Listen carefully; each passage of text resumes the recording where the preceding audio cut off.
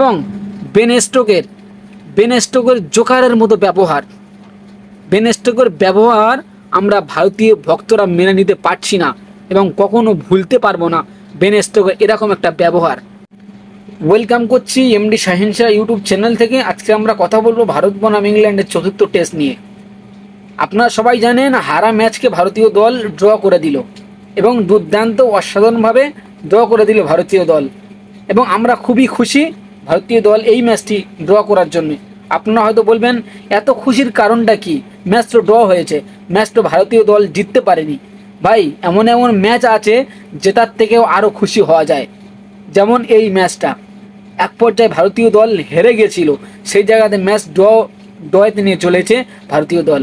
মানে বুঝতে পারছেন কতটা দুর্দান্ত অসাধারণ ভারতীয় ভক্তরা খুশি, এবং ভারতীয় ক্রিকেট টিমও খুবই দুর্দান্ত অসাধারণ খুশি হয়েছে।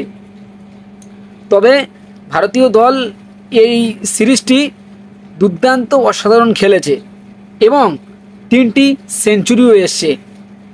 শুভমান গিল, রবীন্দ্র জাডেজা, ওয়াশিংটন সুন্দর অসাধারণ দুর্দান্ত সেঞ্চুরি করলেন। সত্যি ভাই খুবই মানে সুন্দর লেগেছে। 4টি ব্যাটসম্যান 143 ওভার খেলেছে। ইংল্যান্ডের বোলারদেরকে মানে কি ছেলে খেলা করেছে ইংল্যান্ডের বোলারদেরকে নিয়ে ম্যানচেস্টারে। সত্যি খুবই অসাধারণ দুর্দান্ত। এবং বেন স্টোকের জোকারের মতো ব্যবহার, বেন স্টোকের ব্যবহার আমরা ভারতীয় ভক্তরা মেনে নিতে পারছি না এবং কখনো ভুলতে পারবো না বেন স্টোকের এরকম একটা ব্যবহার। যখন রবীন্দ্র জাডেজা 89 রানে ব্যাট করছে এবং ওয়াশিংটন সুন্দর 80 রানে ব্যাট করছে, সেই সময় হ্যান্ডস আপ করতে আসছে বেন স্টোক, বলছে চলো খেলা গুড়িয়ে দিই, ম্যাচ ড্র হয়ে গিয়েছে, চলুন আমরা খেলা শেষ করে দিই এখানেই। ভাই, এত কষ্ট করে 90 রান করেছে, তারা কি একটি সেঞ্চুরি রিজার্ভ করে না? এই জায়গায় যদি ইংল্যান্ড টিম ব্যাট করতো, তোমরা কি তখন বলতে চলো খেলা শেষ করে দিই? তখন কিন্তু 17 ওভারের খেলা বাকি ছিল। সেই সময় বলছে চলো ভাই আমরা আর খেলবো না, ভালো লাগছে না, এখানেই ম্যাচ ড্র, চলুন উঠে যাই। এখানে যদি ইংল্যান্ডের ব্যাটাররা ব্যাট করতো, তাহলে বেন স্টোক কি বলতে পারতো যে চলে এসো, তোমাদের সেঞ্চুরি করতে হবে না, ম্যাচ ড্র হয়ে গিয়েছে, উঠে এসো? এটা কখনো বলতে পারতো? বলতে পারতো না, কারণ এটা ভারতীয় দল খেলছে বলে ওনাদের হিংসা হচ্ছে।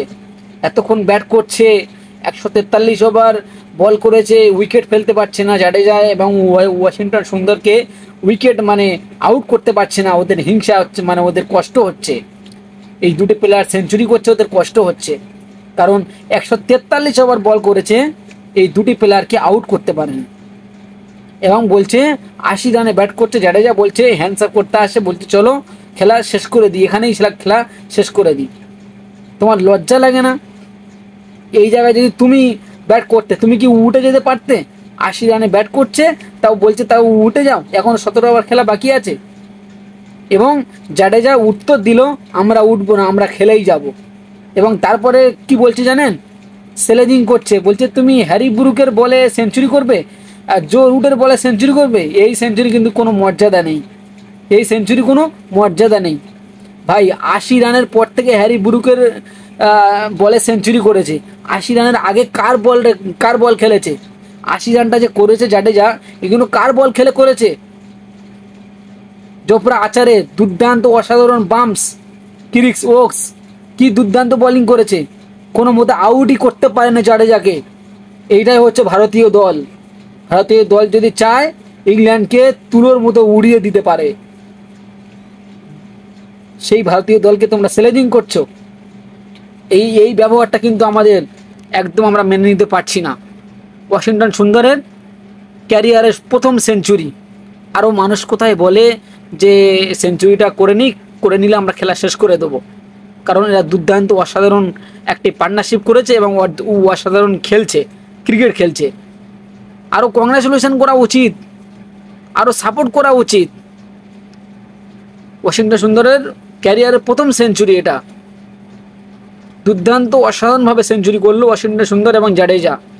এবং বেন স্টোকের এই ব্যবহার আমরা কোনোদিন মেনে নিতে পারছি না এবং কোনোদিন এই ব্যবহারটা আমরা ভুলবো না।